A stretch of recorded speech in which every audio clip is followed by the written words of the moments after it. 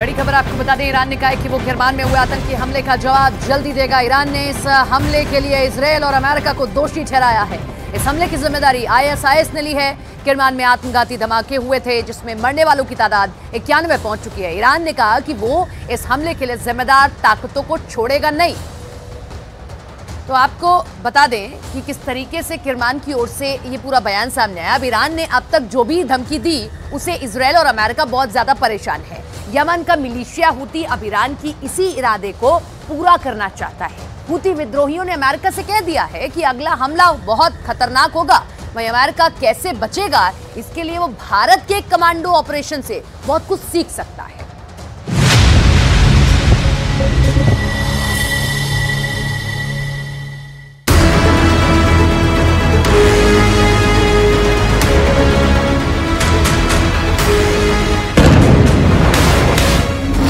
ये वो वीडियो है जिसे देखकर बाइडन हिम्मत जुटा सकते हैं।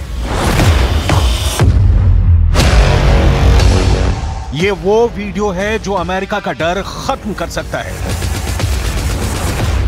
ये वो वीडियो है जिसे देखकर भारत पूरी दुनिया के सामने मिसाल बन गया है। ये वो वीडियो है जिसे देखकर अमेरिका के मशहूर सील कमांडो भारत के मार्कोस कमांडो से सीख सकते हैं। देखिए कैसे भारतीय नेवी के कमांडो एक अगवा हुए जहाज की तरफ बढ़े। कमांडो जहाज पर सवार होते हैं और चारों तरफ फैल जाते हैं। एक एक कोने की तलाशी ली जाती है। जहाज पर कब्जा करने वालों को ललकारा जाता है और फिर ऑपरेशन जीत लिया जाता है। पूरी खबर यह है कि भारतीय नौसेना के मार्कोस कमांडो ने सिर्फ 2 घंटे के अंदर एक कार्गो जहाज को मुसीबत से बचा लिया। मार्कोस यानी मरीन कमांडोज, इस फोर्स ने सोमालिया के समुद्री लुटेरों में दहशत पैदा कर दी। भारत की इस कमांडो टीम ने ऐसा ऑपरेशन चलाया कि समुद्री लुटेरे भाग खड़े हुए और कार्गो जहाज पर बंधक बनाए गए 21 लोग छुड़ा लिए गए।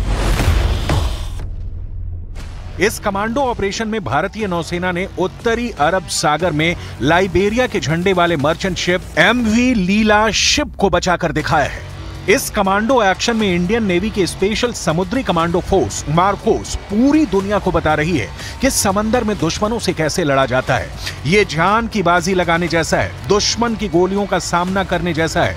भारत ने इस जहाज को बचाने के लिए पूरी ताकत लगा दी। लाइबेरिया के झंडे वाले मर्चेंट शिप MV लीला शिप को बचाने के लिए सिर्फ मार्कोस कमांडो ही तैनात नहीं किए गए। इसमें P-8I टोही विमान भी शामिल रहा। इसमें अमेरिका से ही खरीदा गया MQ-9B प्रीडेटर ड्रोन भी शामिल हुआ। ऑपरेशन से पहले, ऑपरेशन के दौरान जहाज पर बराबर नजर रखी गई और फिर जब भारत के मार्कोस ने MV लीला जहाज पर चढ़ाई की तो जीत भारत की हुई। इस जहाज के आसपास कई मतलब 5-6 धाउस और फिशिंग बोट्स वगैरह थे, तो उनका भी डिटेल्स वगैरह रिकॉर्ड किया गया। तो इससे उनका कॉन्फिडेंस था कि पायरेट अटैक हुआ है और कोई जानकारी नहीं था कि पायरेट्स ऑन बोर्ड है नहीं है, इसके बारे में ज़्यादा इन्फॉर्मेशन नहीं था क्योंकि क्रू सिटाडेल के अंदर थे और उनको भी ज़्यादा इन्फॉर्मेशन नहीं था। तो इतने में हमने डिसाइड किया कि जैसे सेकंड P-8I जाके इसको जो फर्स्ट P-8I है उसको ऑन द स्पॉट रिलीव करेगा और उसके बाद एक सी गार्डियन भी जाएगा ताकि वो सिचुएशन को मॉनिटर करे और वीडियो वगैरह में रिले कर सके। सवाल है कि ऐसी हिम्मत अमेरिका क्यों नहीं दिखा पाया जो इस वक्त लाल सागर में मौजूद होने के बावजूद यमन के हूथी विद्रोहियों से घबराया हुआ है। क्या अमेरिका के सील कमांडो भारत के मार्कोस कमांडो से कमजोर है? क्योंकि यहां तो मार्कोस कमांडो ने 2 घंटे में ऑपरेशन करके दिखाया है। भारत ने हर टेक्नोलॉजी और मिलिट्री पावर का इस्तेमाल करके समुद्री लुटेरों को डरा दिया, भगा दिया। अमेरिका तो खुद को सुपर पावर कहता है। आखिर उसका कैरियर हूथी विद्रोहियों को देखकर लाल सागर से क्यों भाग गया? जब गाजा में इजरायल की बमबारी चल रही है, जब लेबनान बॉर्डर पर इजरायल और हिजबुल्लाह की टक्कर हो रही है, तब हिंद महासागर के एक पश्चिमी कोने में इस वक्त तूफान मचा हुआ है। हालात बहुत ज्यादा खराब है और अब यहां युद्ध का ऐसा खतरा है कि सवाल खड़े होने लगे हैं कि क्या अमेरिका यमन के हूथी विद्रोहियों से डर गया है। यह सवाल इसलिए क्योंकि उसके फैसले तो यही साबित करते हैं। इस वक्त अमेरिका को एशिया के 3 इलाकों में चैलेंज मिल रहा है। चैलेंज नंबर 1 अरब सागर, चैलेंज नंबर 2 आदेन की खाड़ी, चैलेंज नंबर 3 लाल सागर। इस वक्त हूथी विद्रोही लाल सागर में इजरायल से जुड़े जहाजों को टारगेट बना रहा है। इसीलिए अमेरिका ने अपनी नौसेना लाल सागर में तैनात की हुई है। यमन के हूथी विद्रोहियों ने कह दिया है कि जो भी लाल सागर में अमेरिका के साथ आएगा उस पर हमला जरूर होगा।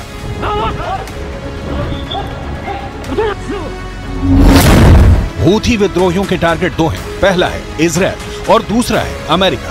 हूथी विद्रोहियों ने इजरायल के शिप को टारगेट करना शुरू कर दिया है। वो अमेरिका को भी अपना दुश्मन नंबर 2 मानता है। अमलियत इस्तिहदाफ लिसफीनत CGM तेज كانت متجهة إلى موانئ فلسطين المحتلة. إن عملية الاستهداف جاءت بعد رفض طاقم السفينة الاستجابة لنداءات القوات البحرية اليمنية بما في ذلك الرسائل التحذيرية النارية.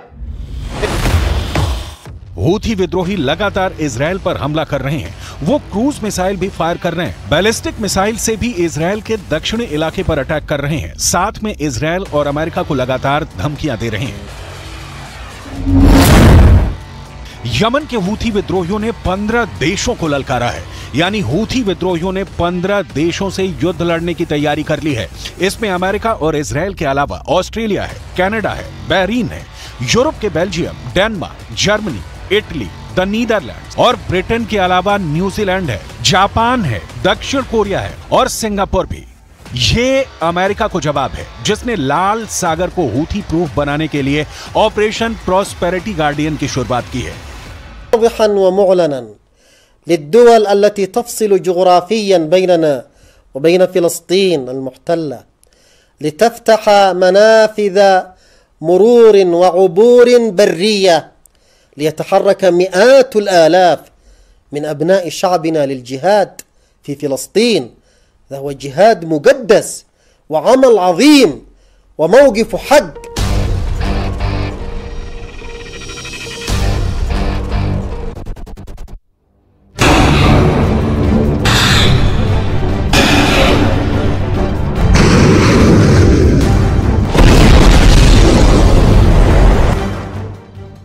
अमेरिका ने जब से इस मल्टीनेशनल फोर्स को बनाने की पहल की है वो हूथी विद्रोहियों के टारगेट पर आ गया है और हैरत है कि अब तक वो उनको डराने में नाकाम रहा है।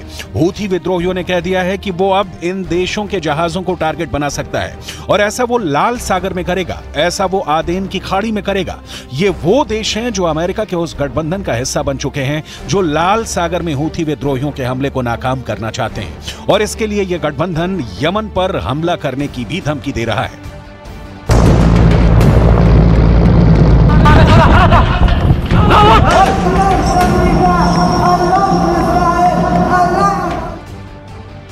दरअसल अमेरिका को डर है कि लाल सागर में उसके जहाज डुबो दिए जाएंगे। अमेरिका को डर है कि यमन के हूथी विद्रोहियों से उसका युद्ध शुरू हो चुका है।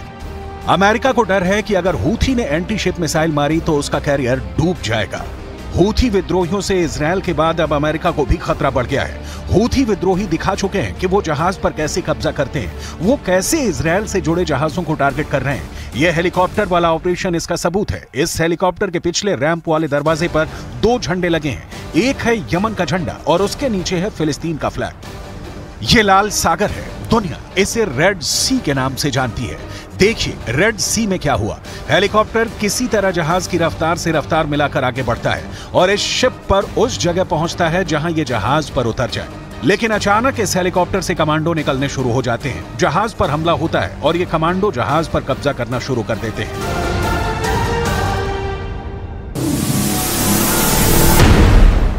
AK-47 और बाकी हथियारों से लैस ये कमांडो जहाज पर आगे बढ़ते हैं। हेलीकॉप्टर फौरन जहाज से उड़ जाता है। क्या हो रहा है किसी को नहीं मालूम। ये कमांडो जल्दी से जहाज के ब्रिज की तरफ बढ़ते हैं। ब्रिज यानी वो जगह जहां से पानी के जहाज को कंट्रोल किया जाता है। शिप के स्टाफ की तरफ राइफल तान। ये सभी हमलावर जहाज के ब्रिज में दाखिल होते हैं और फिर क्रू मेंबर हैंड्स अप करके हमलावरों की इस टीम के आगे सरेंडर कर देते हैं।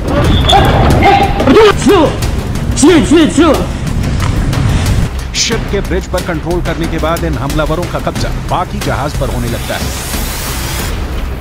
ऐसे हमलों को रोकने में अमेरिका और यूरोप के देश नाकाम साबित हुए हैं। अमेरिका सुपर पावर होने के बावजूद हूथी विद्रोहियों का सामना नहीं कर पा रहा। यमन के हूथी विद्रोही जब किसी जहाज पर कब्जा करते हैं या उस पर हमला करते हैं तो उसे चारों तरफ से उनकी स्पीड बोट घेर लेती है और फिर जहाज उनके कंट्रोल में आ जाता है। ऐसे में भारत के कमांडो ऑपरेशन को देखकर अमेरिका सीख सकता है। भारत ने बता दिया है कि जहाज पर कब्जा हो तो कैसे लड़ा जाता है, लेकिन अमेरिका ये हिम्मत हूथी विद्रोहियों के खिलाफ दिखाने में अब तक नाकाम रहा है और इसका खामियाजा अब इजरायल ही नहीं पूरा यूरोप भुगत रहा है। यमन के हूथी विद्रोही जो गाजा पर इजरायल की बमबारी रुकवाने के लिए इजरायल के जहाजों या उसके लिए माल ले जा रहे कार्गो शिप को टारगेट कर रहे हैं और अब उन्होंने अमेरिकी नौसेना के जहाजों पर हमला करने की कसम खाई है। फिलहाल हूथी इजरायल से जुड़े जहाजों को निशाना बना रहे हैं। उन्होंने इजरायल से जुड़े जहाजों के खिलाफ न सिर्फ हमले किए हैं बल्कि उनको अगवा भी किया है। इन हमलों ने कई कंपनियों को माल की आवाजाही रोकने पर भी मजबूर किया है।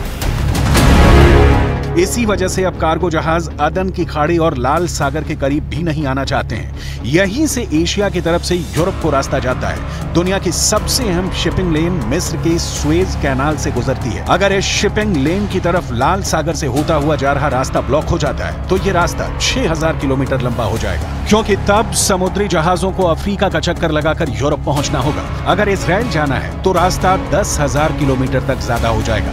3 से 5 दिन का सफर और लंबा हो जाएगा। ज्यादा फासला यानी ज्यादा लागत, ज्यादा वक्त और कारोबार पूरी तरह चौपट। यही है यमन के हूथी विद्रोहियों का टारगेट, क्योंकि वो गाजा में बमबारी का बदला इजरायल के जहाजों को बनाकर करना चाहते हैं और ऐसा उन्होंने करना शुरू भी कर दिया है।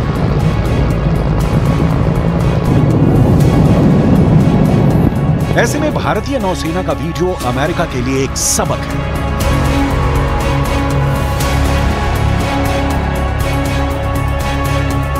ये वीडियो देखकर बाइडेन चाहे तो अपनी नेवी को ऑर्डर दे सकते हैं। ये वीडियो देखकर अमेरिका अपना डर खत्म कर सकता है।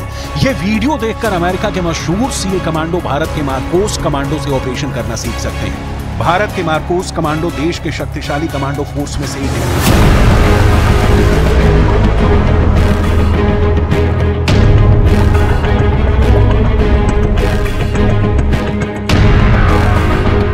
1987 में बने मार्कोस बहुत ही तेजी से ऑपरेशन करते हैं। इन्हें अमेरिका के नेवी सील्स की तर्ज पर ही तैयार किया गया था। लेकिन हैरत की बात यह है कि आज ये ऐसे ऑपरेशन को अंजाम दे रहे हैं जो खुद अमेरिका लॉन्च करने से घबराने लगा है। दरअसल इस वक्त लाल सागर में बहुत आग है। इस वक्त लाल सागर के आसपास बहुत गुस्सा है। इस वक्त लाल सागर में वॉर जोन भड़कने की कगार पर है।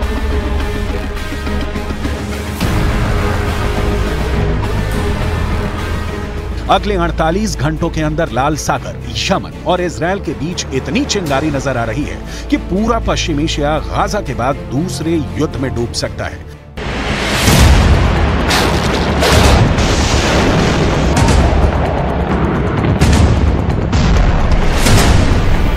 गाजा में चल रही जंग के बाद दुनिया में कारोबार के लिहाज से हालात कितने गंभीर हो चुके हैं, इसका खतरा सब महसूस करने लगे हैं। इजरायल ने दुनिया के प्रेशर के सामने झुकने से मना कर दिया है। लिहाजा अब हूथी विद्रोही, जिनकी ईरान से बेहद करीबी है, उन्होंने इजरायल के शिप को टारगेट करने का फैसला किया है।